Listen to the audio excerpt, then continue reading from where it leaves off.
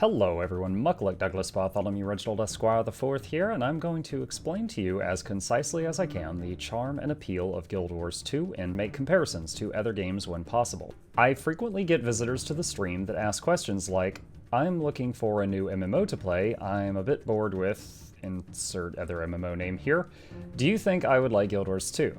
Here are the things I think Guild Wars 2 does best. Combat.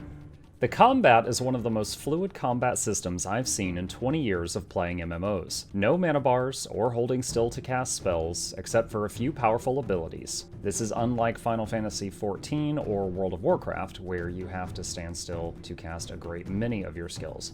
In Guild Wars 2, your first 5 buttons are associated with your class and the weapon in your hand. The 6th key is your choice of a self-healing mechanic, 7, 8, and 9 are utility choices, and the 10th key is an ultimate. Because 1 through 5 are associated with your weapon, when you swap weapons, the 1 through 5 change. Weapon swapping has a short cooldown in combat, but no cooldown outside of combat. Another thing I found appealing about this system is that most skills do not require a target. When I played previous MMOs, many of my abilities could not be used unless I had a target. But here, if my target were a thief, for example, and they went invisible, I could keep swinging it where I thought they were, and I could possibly hit them or even kill them. Dodge rolling. Every class has an endurance bar.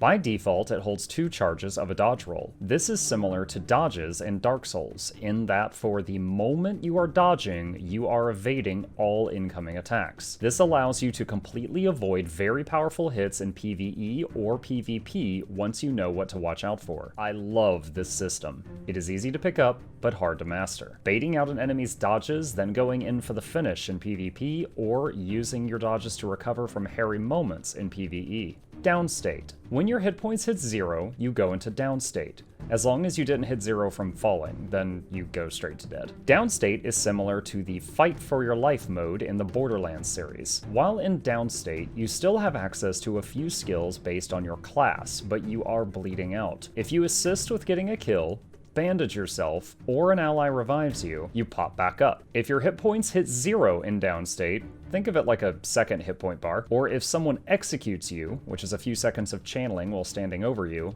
then you're dead.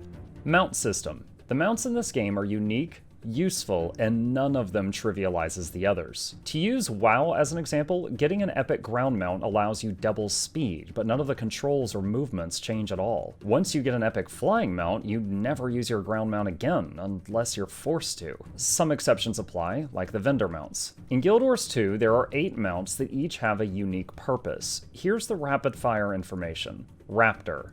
Capable of long horizontal jumps, can leap over canyons, you can use his tail spin while dismounting to damage foes in an area and pull them together. Springer.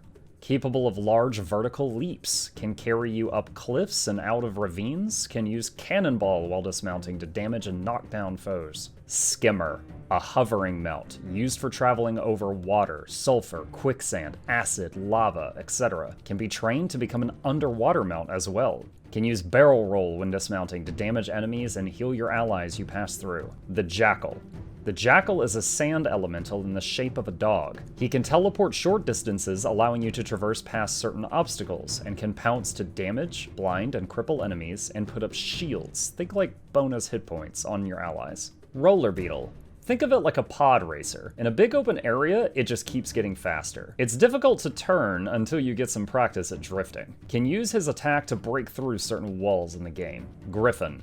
A gliding mount that is easy to learn, or a flying mount that is hard to master. Good for leaping off of high places and traveling extremely far distances. Can swoop to dive bomb onto enemies, or pull up after swoop to sacrifice elevation for speed. Warclaw. The primary mount in World vs. World. At first it's a standard mount, but you can train it to do much more. Later on, it can fire lances to dismount enemy-mounted players, can attach chains to enemy gates to rip them off their hinges, and its pounce does extra damage to downed players. Lastly, the Skyscale, the only true fully 3D maneuverable mount. If the Griffin was a jet, the Skyscale is a helicopter. However, it does have a stamina bar, and it cannot fly forever without reprieve. If it gets tired, you can land or cling to a wall to allow it a second to refill stamina before continuing. It can blast an area with fire during the dismount to set enemies aflame when you engage.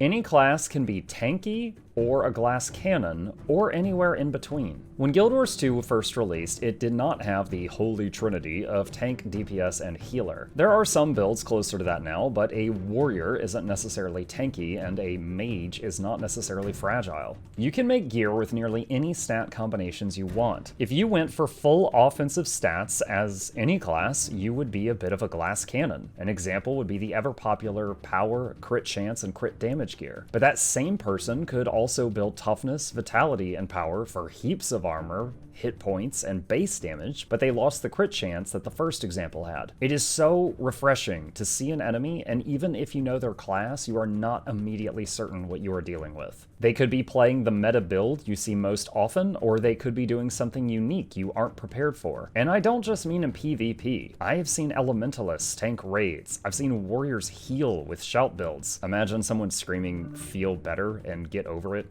at you repeatedly, but it actually works. World versus World. World versus World is an insanely fun game mode that pits you in PvP versus other servers. Imagine three-way combat between 3 servers on a grand scale. Battles like 50 versus 50 versus 50 or more. You can siege down walls, keeps, steal supplies, hire mercenaries, and you get rewards every few minutes as long as you are actively playing. If you are a WoW player, think the original Alterac Valley, but more than 10 times the size. Conquest. Conquest is the battleground, or rated PvP, of Guild Wars 2. There are many Conquest maps, but they are all played 5 versus 5, with 3 objectives to capture and a 4th objective that is unique to each map. First team to 500 points wins. One of the huge appeals of this game mode is you can access it at level 2. You can reach that in a few minutes of playing, and when you enter Conquest, you are considered max level with all talents and gear unlocked. Want to PvP on a Necromancer, but you don't want to level one? You don't have to. This game mode is comparable to WoW's Battlegrounds. You can get endgame loot in many different ways. Raids. In most MMOs I played, this was the only way to get endgame loot. In Guild Wars 2, it is simply an option. Fractals. Fractals are like fast-paced 5-man dungeons with different buffs and debuffs in play every day. There are 100 tiers of difficulty, and depending on the modifiers, they can be very easy or very difficult. Conquest. The 5 versus 5 PvP mode. It gives currency when you play it, and you can spend these tokens to buy the gear you want. World versus World. When you're lucky, you can just get endgame gear for free from one of these reward boxes, or you can spend World v World currency to get the gear you need. Strike missions. 10-man PvE content, easier than raids, and friendlier for pugs. Good for polishing your skills while you're learning to raid, but does have access to endgame gear. Achievements. Some achievements and collections reward top-tier gear as well. And lastly, crafting it. I love this system. I came from other games where the raiders were the only ones with access to top tier gear, and they would dominate in PvP simply because they were unkillable raid bosses. That is a non-issue here. The gemstore system. Guild Wars 2 has a gemstore where you can buy some cosmetics or quality of life items. Like many games with similar stores, you can trade real-world currency for gems. But you can also trade in-game gold for gems. Got your eye on something but don't want to spend real money on it? That's fine. You don't have to. It is not pay to win. You will never lose a fight because the other guy decided to spend more money on the game. Community. The community in Guild Wars 2 is, for the most part, a very positive group of people, and I think that all stems from the way the game works. Here's a couple of examples. In most MMOs, if you come across another player who is dead, it wouldn't benefit you in any way to dismount, spend time rezzing them, and then move on. In Guild Wars 2, you actually gain experience for rezzing people, sometimes worth killing half a dozen mobs or more worth of XP. This results in people constantly helping each other up if they see someone go down, even if they are only doing it for themselves. Shared loot. In vanilla World of Warcraft, if I saw another player fighting a rare spawn, the most profitable thing I could possibly do would be to try and sabotage the player, get them to die somehow, and then tag the mob myself so I get the loot. Guild Wars 2 has a shared loot system where anyone who hits a mob gets a copy of the loot. This results in people fighting a tough mob and others frequently joining in if they are passing by. It helps both parties. Exploration. Guild Wars 2 very much encourages exploration. When you finish a map completely, you get a large chest of rewards. When you finish the world map, you get components used for crafting legendary weapons. Legendary equipment is not required in the game. It has the same stats as Ascended gear, That's the best in slot stuff mentioned earlier, but it is very flashy, it changes your spell effects, and can be changed to different stats at any time. If you had a full set of legendary gear, you could change it to healing gear, damage gear, tank gear, etc. without having to carry multiple sets. Each item takes quite a bit of time to make, weeks or more if you're trying to do it without going bankrupt, so there is always content to work on. Nearly all equipment can be traded between your characters, so if you are an alt-aholic or decided to swap mains, your old efforts are not wasted. The world is constantly in motion. There are world bosses that spawn every few minutes, outdoor events constantly going on, different event chains based on success or failure of the event before it. There's an event timer webpage that shows what world boss is up at any given time for ease of use if you want to simply join a group doing world bosses non-stop. The entire core game, hundreds of hours of gameplay, is completely free, and you could download it using the link in the video description. It contains 8 of the 9 classes, as well as 5 of the 7 specializations. Think like talent trees for each of them. The remaining class and specializations are included in the expansions, Heart of Thorns and Path of Fire. As of the time of this video's release, Heart of Thorns became free with purchase of Path of Fire. I'll have a referral link for that page as well if you're interested, both of which are sponsored by ArenaNet. My recommendation is if I have sparked your interest, download the free core game and try it out.